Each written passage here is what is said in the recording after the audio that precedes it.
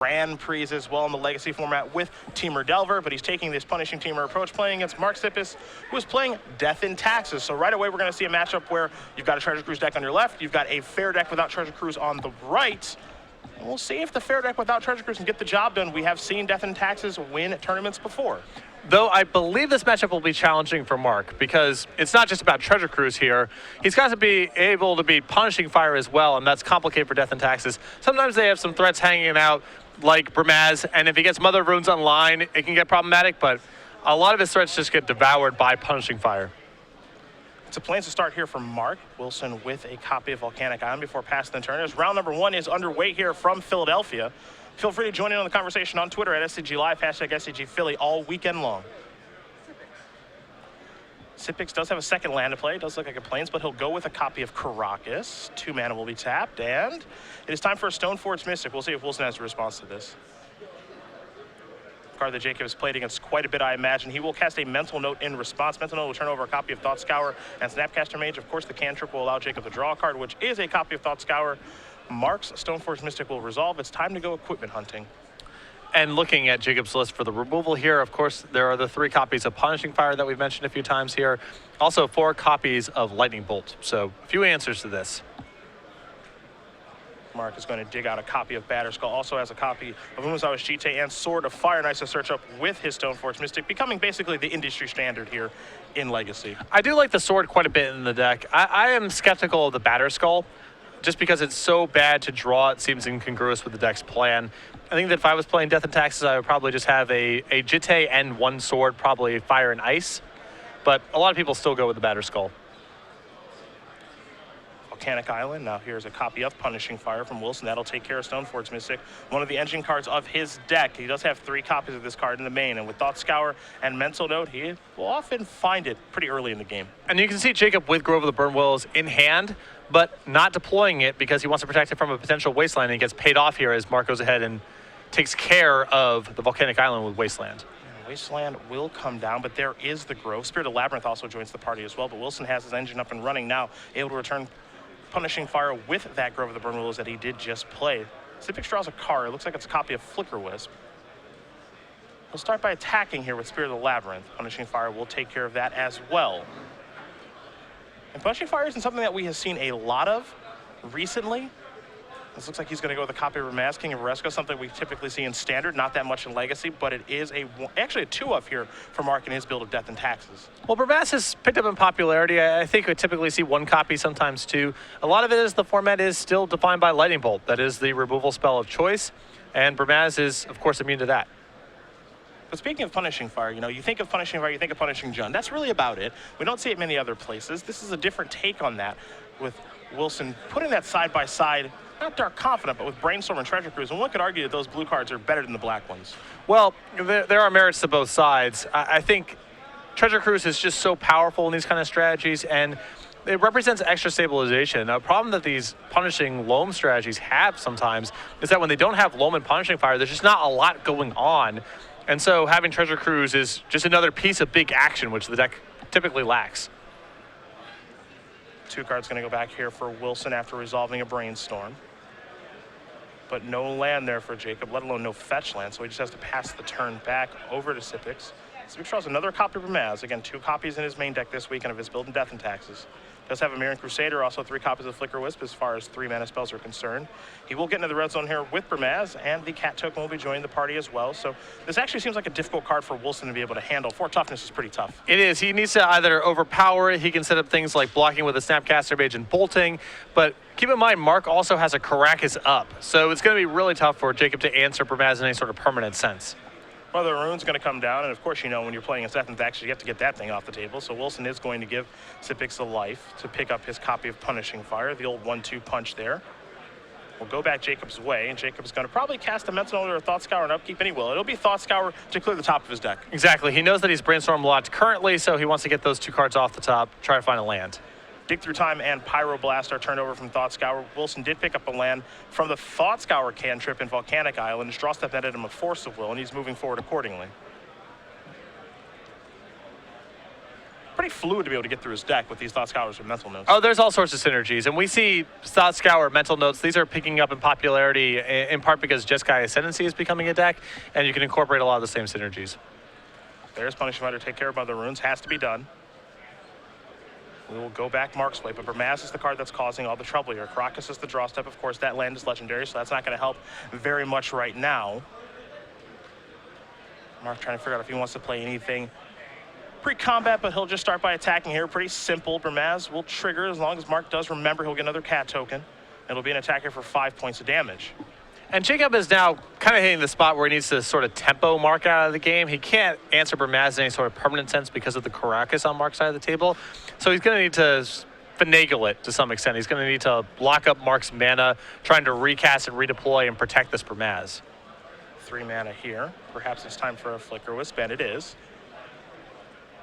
We'll see if this does resolve. Wilson looking at a copy of Force of Will. Of course, Wilson does have an answer to the card in his graveyard. He's got a Punishing Fire, but mana is an issue. Well, I think that Mark's plan here is probably to Flicker Whips his Caracas to get an opportunity to still protect the Bramaz. But if Jacob goes ahead and counters this, then perhaps if he can find 1 more mana, he can take care of the Bramaz and flip the game around. Oh, Wilson giving it a thought. Looks like he's certainly thinking about Force of Will. It's at the front of his hand. You can see it's a tough decision here. And he will take the opportunity to Force of Will this, removing Snapcaster Mage for the alternate casting cost. Wilson, of course, will take a point of damage to do that. He's down to 10. There's Caracas as the land drop for the turn. That'll take care of the other Caracas, so Caracas still available here for Sipics. Yeah, I like that play a lot from Sipics there. If the Flicker Whips resolves, great. You know, he gets another threat in play, and Jacob's mana is really tied up trying to contain the board. And in the event that, you know, it doesn't resolve, he has a backup Caracas to still protect Bramaz. Looks like someone's going to go delving here in just a moment. Jacob removing some cards from his graveyard, perhaps for a Treasure Cruise, maybe even a Dig Through Time. Getting an idea of what's down there. Again, you do see the 2 copies of Punishing Fire. He needs to get those back, but here is a Cruise. So he will delve 7, pay the 1 blue mana, and it's time for Wilson to draw 3 cards. Yeah, Jacob does not want to delve away his Punishing Fires, and past that, he wants to keep his most efficient cards in the graveyard for his 4 copies of Snapcaster Mage. Those 4 Snapcaster Mages are the only creatures in his deck. Wilson will pass the turn back over to Sipics. Sipics going to draw. A white card is what he picked up, but I'm not entirely sure that matters at this point. What he's got on the table right now is pretty good. Though Thalia was the draw step, and that one's pretty good too. Yeah, all these cards are problematic for Jacob. Now, the small creatures kind of just get gunned down by the Punishing Fire, but Jacob is running out of time and out of mana. So even though a lot of Mark's hand is locked out, he still may be able to squeeze across the last points of damage before Jacob locks him out. Snapcaster Mage will be cast here before blocks.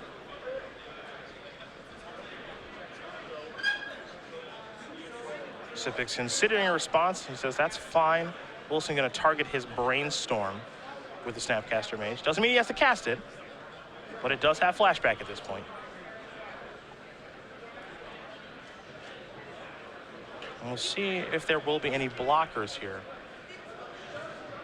Mark likely has the Swords of Plowshares in his hand, hasn't cast one all game, hasn't had a reason to. And this deck does play 4 copies of that card. It's still complicated here from Mark's side because, you know, you don't want to put your shields down here if you can avoid it. Mark probably has the sense that if something bad happens to Bramaz here, the rest of the tools in his hand are probably not good enough to win the game. As the most important card for him this particular game might be the most important card for him in the matchup. Swords of Plowshares will occur before blockers take place, so there will be no chump blocking at this point, it seems. Now damage will come across. Bramaz should bring a cat token along with it as long as Sipics did remember, but it looks like he forgot the trigger. Here is Thalia post combat. Wilson will respond by casting the Brainstorm that does have flashback thanks to the Snapcaster Mage. So 3 cards coming here for Jacob, and we know that 2 cards will be going back in just a moment. Lightning Bolts in his hand among the options to put back. There's a slight risk here with this play from Mark that if Jacob is able to counter the Thalia, then Grove of the Burn Willows plus Punishing Fire takes care of Bramaz, and then it's going to be tough for Mark to win the rest of the game, but it's asking a lot out of Jacob right here to have Force of Will plus another blue card.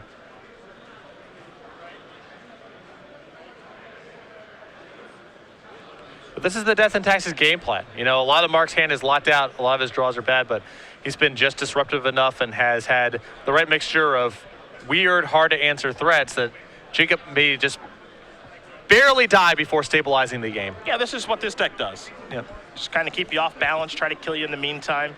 It definitely has some lockout potential with Rashad and Port and Wasteland. We have seen that before. Value-making spells cost more, which at this stage of the game actually does matter quite a bit. Punishing Fire will cost 3 mana, perhaps 4 if you tack on the fact that you have to pay 1 to return it from the graveyard. Wilson going to play a land there, so he has 5 mana in play.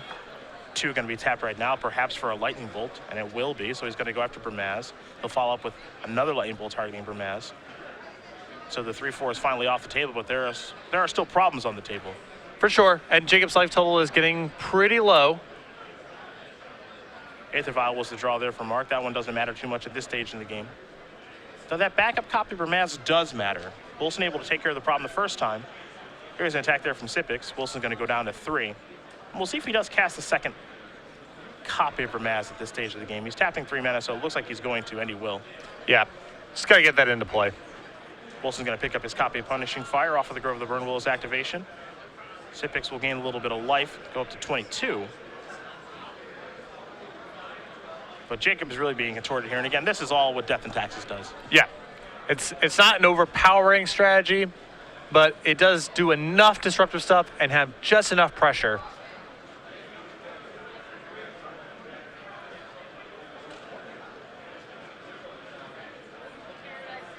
Wilson going to tap 3 mana here. We'll cast a Punishing Fire on Thalia. Get that off of the table.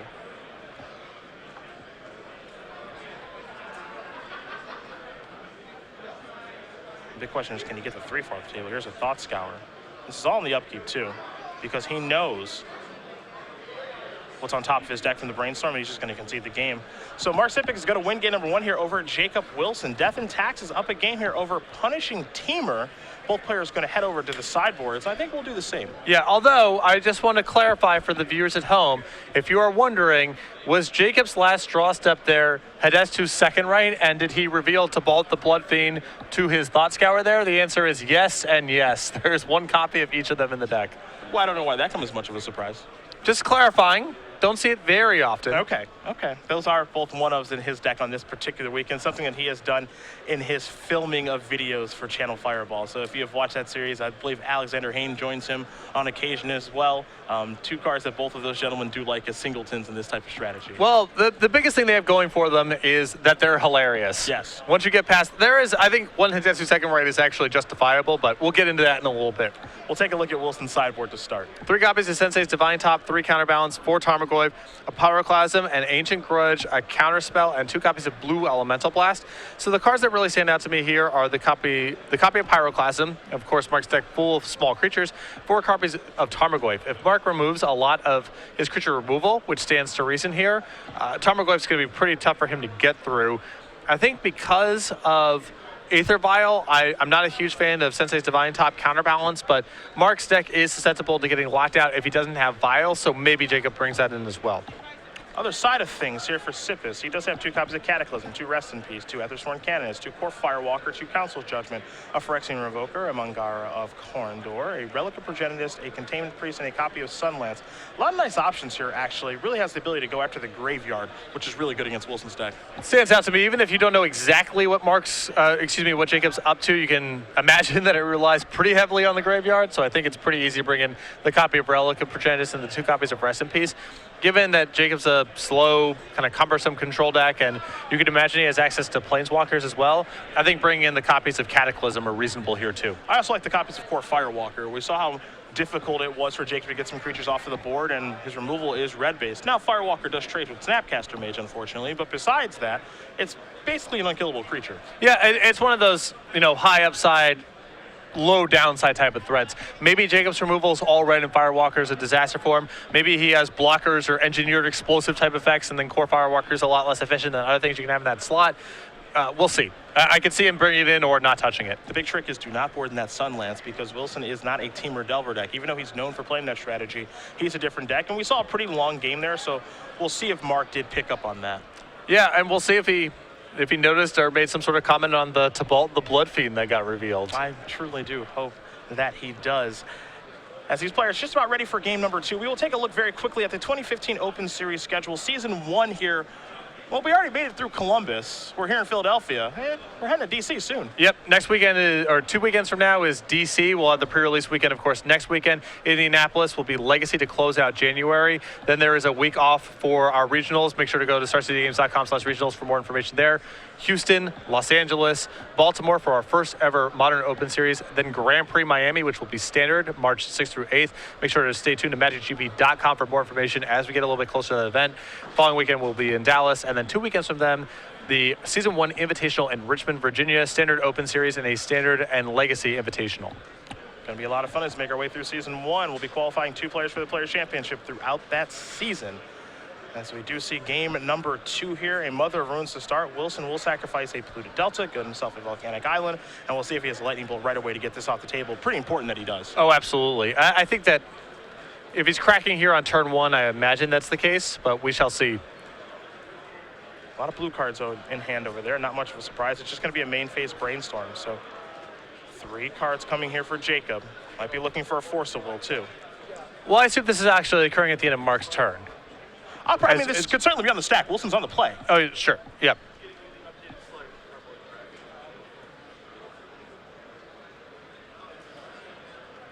Looks like Wilson's finding 2 cards that he's happy to put back. Got to give it a lot of thought. Brainstorm, a very difficult card. But what's even more difficult is Mother of Runes in play against his deck. And that will resolve. So the Brainstorm was in response to Mother of Runes. It's in. Punishing Fire, Lightning Bolt, some sort of way to get off the table. That'll work. It is a Lightning Bolt to get that off the table, so he has passed that test. Here is a Plains. We'll see what Sipics wants to put together in the second turn of the game. You see he does have a copy of Stoneforge Mystic in hand. Also has a Rashad in port, but opted to go with the Plains as his land drop. I think he also has a Firewalker in hand. That would be the big one. If he can slide that in, and he's going to go for it. It will be a copy of Core Firewalker. And it looks like that'll be taken care of via Spell Snare. So we will go back. Wilson will draw.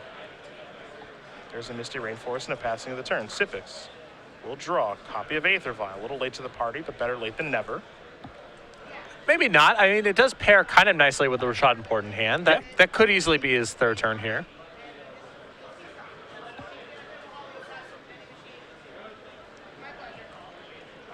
There's the Vial. See if this does resolve. Wilson going to sacrifice Misty Rainforest. Looks like in response to the Vial. He'll dig out a Volcanic Island. His deck, even though it is a blue-based kind of mid-range control deck, red mana is at a premium for him, given Punishing Fire. Yeah, you're trying to set up as many red spells in the same turn as possible. Men's Note will be cast. The old Thought Scour. The difference between Men's Note and Thought Scour is that put the top 2 cards of your library, Thought Scour can target, as an actual counterspell will take care of Vial.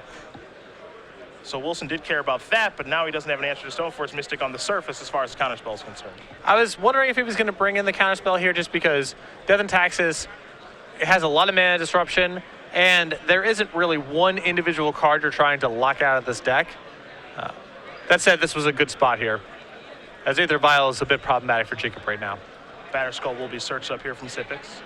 Again, the options for him, Umezawa's Chite, Batterskull, and Sword of Fire and Ice, at least in the first game. We are in the second game, so perhaps he sideboarded an equipment out. We do know he has an Umezawa's Chite in his hand. We'll see, but he does opt for Batterskull yet again. Gonna go back Wilson's way.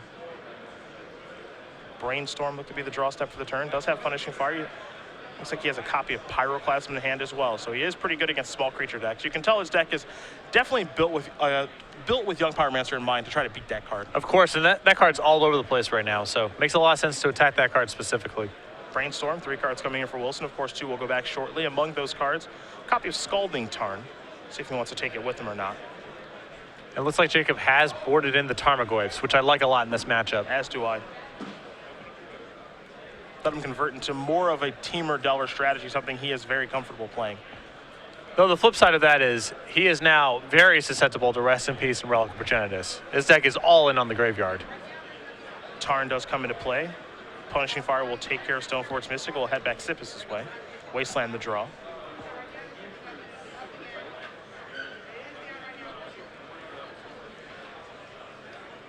Mark, I feel this game is getting away from him a little bit here. Jacob's just been very efficient on every turn. Yeah, there's still no pressure in play on Jacob's side of the table, but, you know, as you mentioned, there's nothing going on Mark's side, and you can't feel too comfortable with the way this game is shaping up.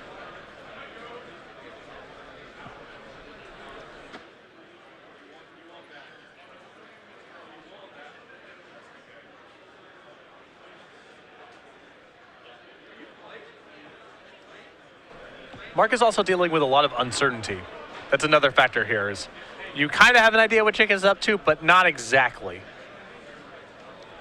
Well, there's GT. Now here's a copy of Phyrexian Revoker. And we will see if the Revoker will resolve, and if it does, what it's going to name. Not a lot of great targets in Wilson's deck, it seems. Yeah, I think the only thing that he can name is Tybalt the Blood Fiend, which I guess is awesome if that happens, but... I suppose that would be an open series first, as Wilson will sacrifice his Scalding Tarn on upkeep. Oh yeah, there's no way that's happened twice. And interesting. Wow. Okay. Phyrexian Revoker is going to name Fate Stitcher. So you can tell that Mark is a little off balance here. Not entirely sure what Wilson is up to. There's Pyroclasm to get that off the table. Tarmogoyf will come down as a 5/6, and we're heading back Sipics' way. Well, I don't really begrudge Mark naming something like that. You know, maybe Jacob's got some weird Ascendancy build. Because what else are you going to name? The only thing you've seen so far is Tybalt. That's the only thing you can name. Too proud to name that, really. Yeah. Source of Plowshare is going to go out to Tarmogoyf. Batterskull in Sipic's hand right now. Does he have a creature to play? Looks like he's setting up for Rashad and port activation. No? Perhaps a Thalia in hand? We'll see. He's tapping mana here.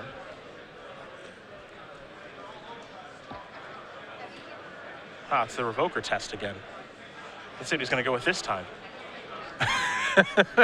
Still very unsure, as you can see. I mean, Mark's just happy to have any creature at this point. Well, so. sure. I mean, all he wants to do is connect with the GT once. Yep. This time he has switched it up to something a little more feng shui, I suppose. Grim Lavamancer is what he's chosen. That's fine too. A Thought Scour. Turn over a couple of cards there in Wilson's graveyard before passing the turn back. Sipics will draw a card. Looks like it was a copy of a Plains. That's land number 5 for Batterskull if he wants to go that route. Now the decision is, do I attack? Do I equip? How do I want to go? Looks like he's just going to attack. No equip. There's land 5. So he's going to go down the Batterskull road.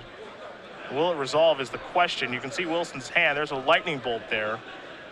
And perhaps a Forcible. But Batterskull is in.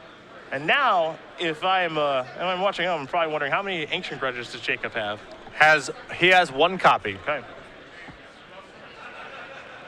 Again, another card that's not terribly difficult for him to find, given the Brainstorm, Treasure Cruise, Dig Through Time, Mental Note, Thought Scour.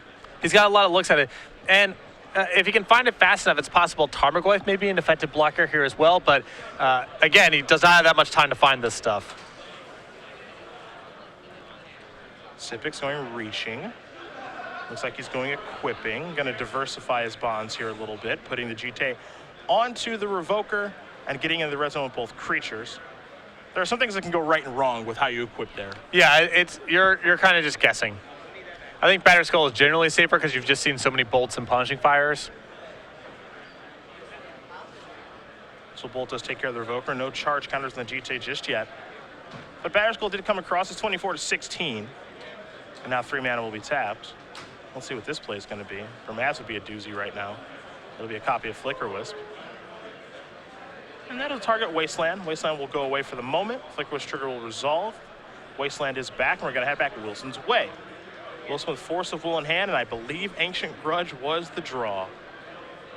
Timely, timely, timely stuff. Yep, that's a huge one. Bye-bye Batterskull. To say the very least, that was a big draw. We're going to head back to Sipics now.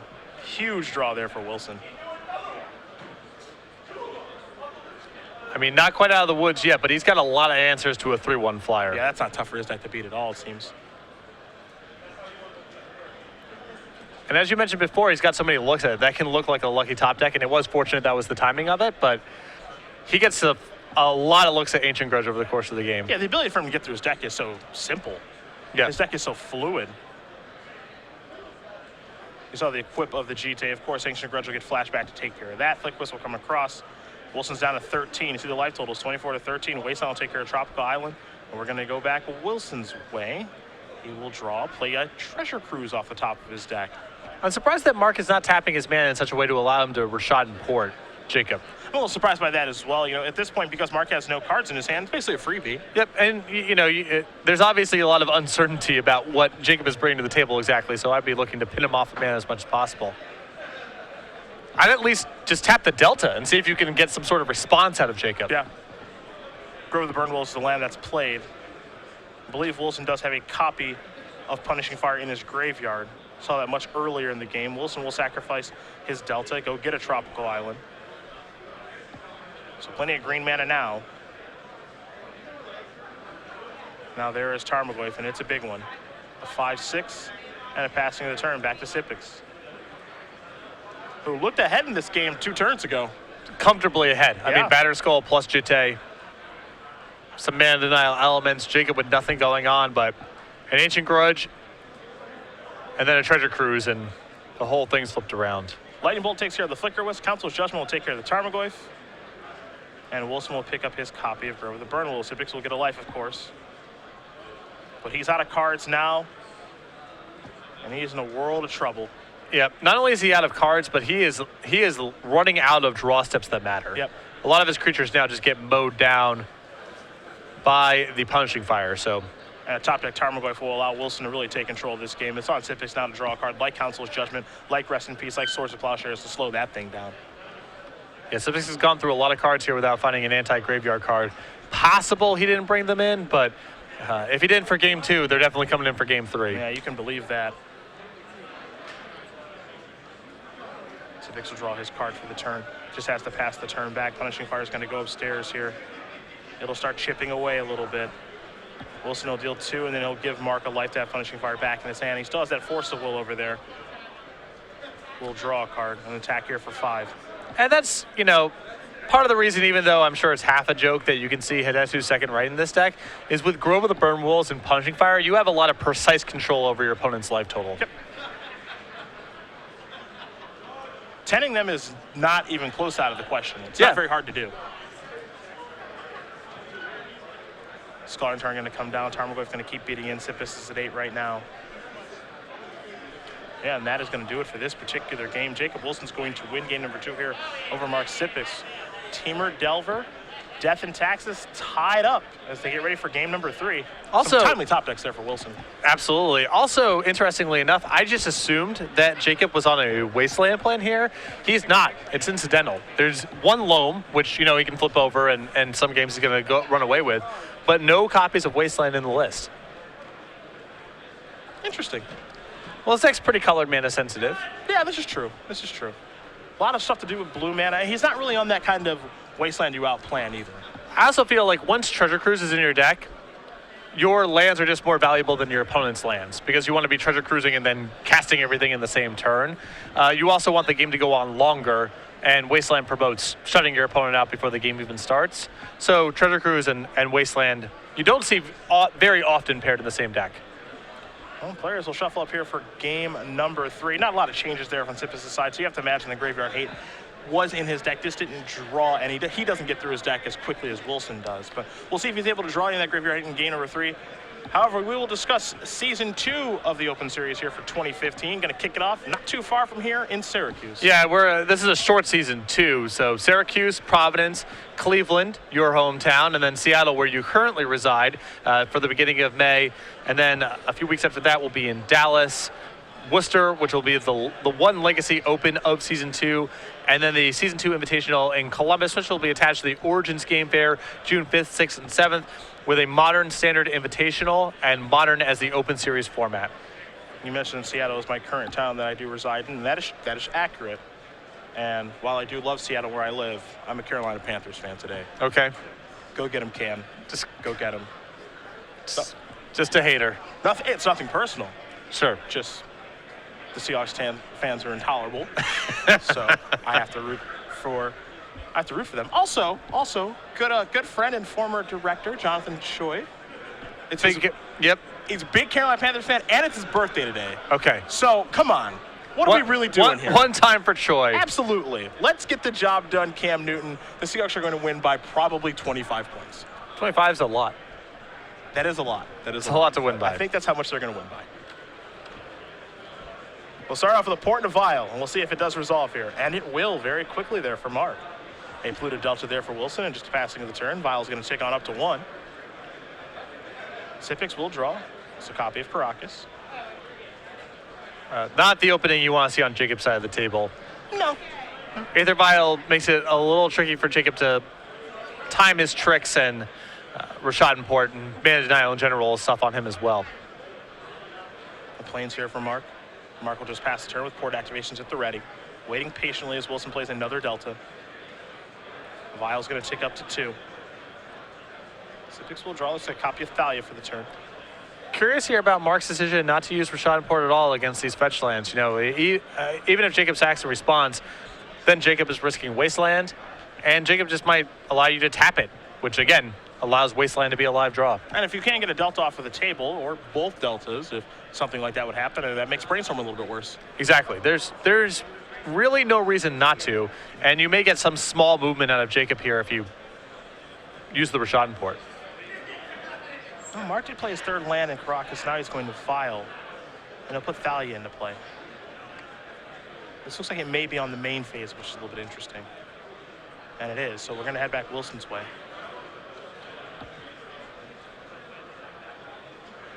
There are ups and downs to activating Vial on his own main phase there to put Thalia in. Does look a little strange, but he wants to be able to contort the mana, I guess, right away as opposed to waiting. There's a Grove. Pass the turn back. Yeah, I think you can at least wait until Jacob makes a move with one of his fetch lands before vialing in, but I don't think it's a huge difference either way. Sipic's going to draw a card. And he'll get in here for 2 points of damage. Wilson's going to go down to 18.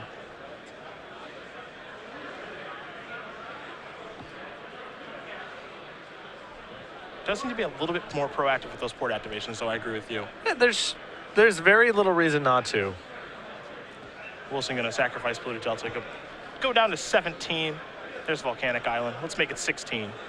Unless there's some really strange trick he's holding up or something, which I just don't think is the case. Yeah, I don't think so either, given that we do have his deck list available. I mean, he could be trying to bluff something, but again, the ability just to activate Rashad and Port and contort Wilson's mana is so important, because there is Punishing Fire. And it will be a Caracas picking up that Thalia. We're going to head back Wilson's way here. Now there is a port activation. You know, we have to Grove here, I imagine. I suppose it could be a Volcanic Island that he does target.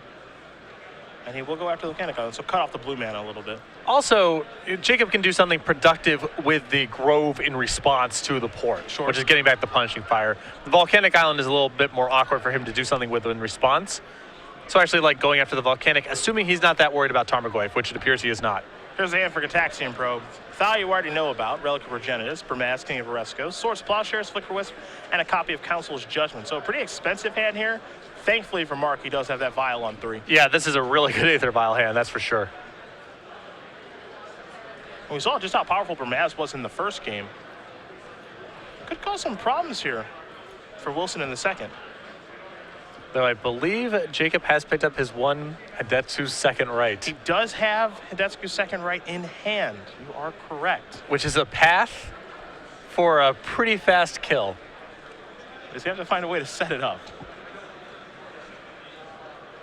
As someone who has Hidetsu's second righted numerous people out of matches, I can tell you, it is really fun having that card in your hand. Yeah, that one's right in your range. Oh, it really is. Oh yeah. During your Kamigawa days. Oh yeah. Target player has exactly 10 life. Hidetsu's second right deals 10 damage to that player. It is fun and friendly. As here, Snapcaster Mage yet again, going to flashback attacks and probe. See the same 6 cards. There's a draw. Sipics will activate his Vial. And there is Burmaz. Smart going to untap 3 lands, Vial on 3. Stoneforge missing the draw step. Now I'm really interested to see, does Mark feel like he's got enough action to win just with the vial set on 3, Flicker, Wisp, and Ramaz, and wants to just say, port Jacob and leave the Caracas up, or does he continue to develop his board? I would have personally some interest in continuing to develop. We'll see how Mark does want to play it. Because it's been trivial so far for Jacob to fend off everything that's been tiny. So there is, you know, based on what you've seen so far, an argument for saying, all right, I'm just going to pin down his mana and file in a Flicker Wisp, keep Caracas up, and not worry about the other stuff in my hands.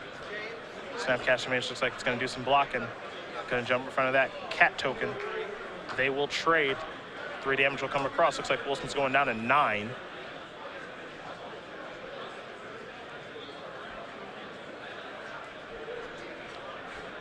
Perhaps it's time for a relic.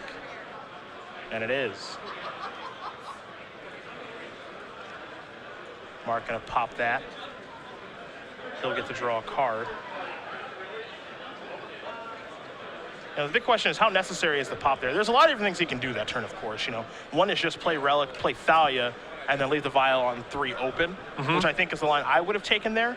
It gives you some nice options. It also leaves you a Flicker Wisp over the entire time. Yeah, I think that I would have preferred for Thalia to resolve that turn, because it's hard to imagine Jacob doing too much with his graveyard that you're that concerned about with the Thalia in play. But I can also respect, you know, I just don't exactly know what's going on in my opponent's graveyard in this matchup, and this seems like a reasonable window. There's a Punishing Fire in there. Let me just get this off the table. Now, you're not playing against a stock deck, that's for sure. And once you play Thalia, it probably means your Relic is shut off for the rest of the game, because it's your whole turn to play and activate. So I think that I agree that I would have played Thalia in my own seat, but I think the play is close. I don't think it's obvious. Volcanic at number 4, searched up via Delta. Wilson tapping some mana. This is a Punishing Fire. That's going to resolve. Wilson will pick it up, and he will cast it again. See if Sipics wants to go the Caracas route or the Flicker Wisp. Probably looks like he's going to go the Caracas route. So Ramaz back in hand. They'll put Ramaz back into play via Vial. Here is Thalia. Caracas going to come down. And that's a turn I kind of like. I do too. It was Jacob's whole turn, and Mark was able to keep his Ramaz alive, redeploy, still relieve protection up, and put a troublesome Thalia into play.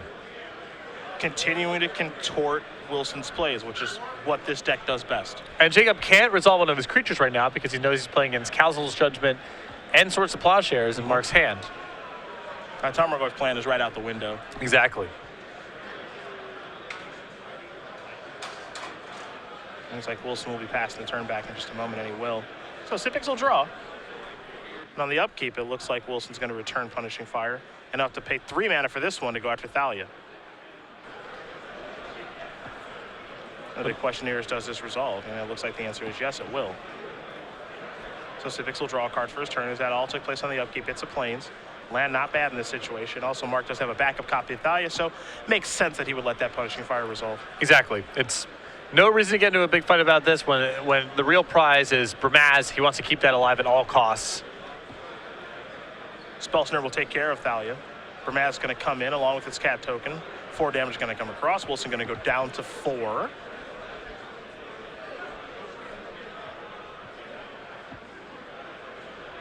And will he go the Stoneforge Mystic route?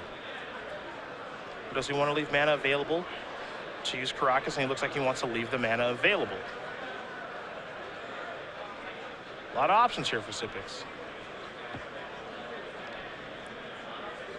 He will go with Stoneforge. I think Flicker Wisp is enough of an insurance policy here that it's worth getting the Stoneforge into play. Stoneforge will go searching. We'll see what equipment he wants. He's found Batterskull the other 2 times he's cast it. Looks like he's going for Batterskull again. So this is a situation, if I'm Mark, I think I want a little bit cheaper equipment. Yeah, because, you know, you don't want to try to get this thing into play. It's very expensive and it's slow. I would rather have something in case things went really wrong, which to me is like a sword. It turns any one of your random threats into lethal, and if you can get it on something, shuts off red removal. However, Batterskull is the weapon of choice for Mark, and he will pass the turn back pretty comfortably. Wilson will play a copy of Mental Note. 2 cards will be turned over. Thought Scour and Force of Will, cantrip. Tropical Island in the draw.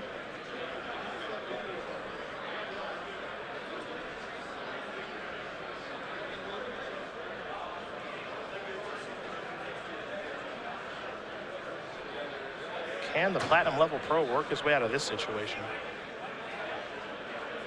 Perhaps it's time to cantrip again. It is. Thought Scour. Not a good sign if he's doing this.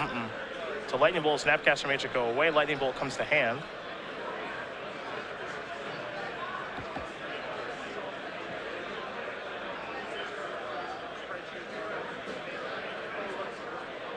Tropical Island's a land for the turn. I'm just going to pass the turn back.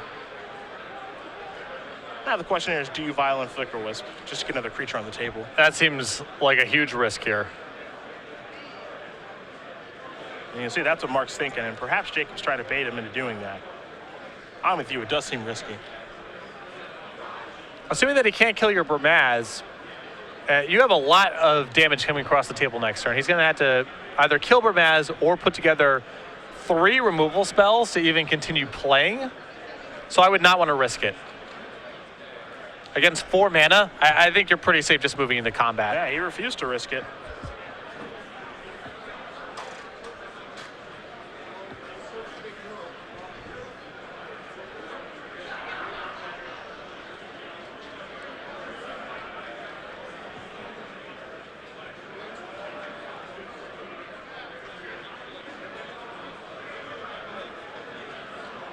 Here's Snapcaster Mage. Looks like this is all before combat. Wilson with Lightning Bolt over there in the graveyard. He's going to use that, looks like. At least that's what he will be targeting with the Snapcaster Mage. So that'll have flashback. But I must say, I do not approve of these white border Lightning Bolts that Jacob is playing. Neither do I. No. I think right now Jacob is probably in the I need Mark to make a mistake stage of the game. He's certainly in that camp, yeah. And that's why you see Mark kind of treading lightly here, because I think he's realized that. He just wants to make sure he doesn't make a mistake. Now here is Flicker Wisp, and that can get that out of the way. So is this the best use of Flicker Wisp? We're going to find out.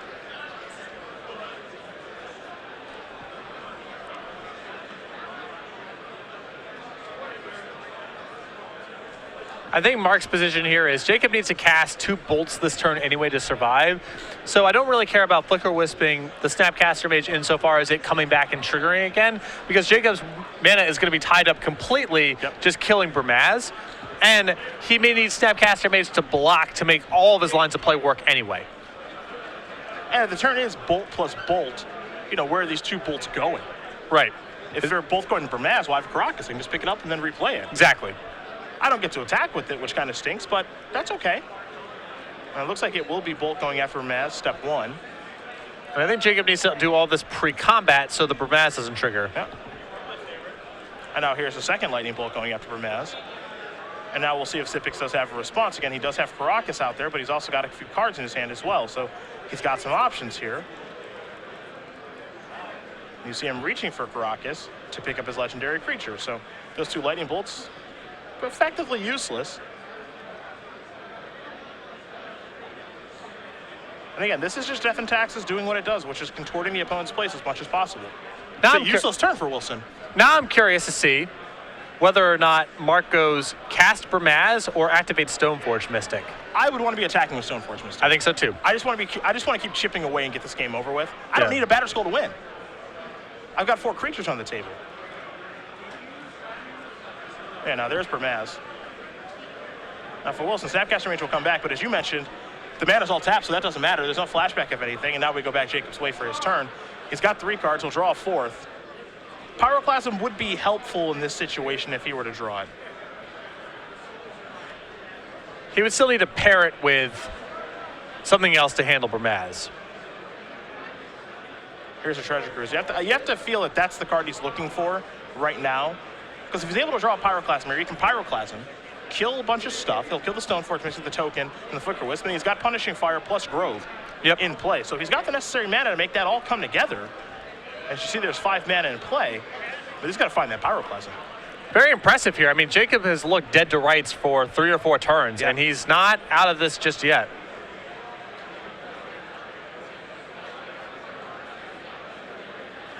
Jacob going to pick up punishing fire, kill flicker wisp.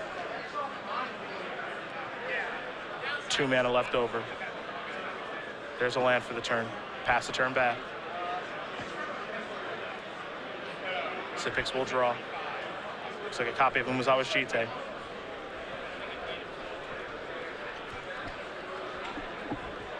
Swords of Plowshares looks attractive here. Council's Judgment made 2.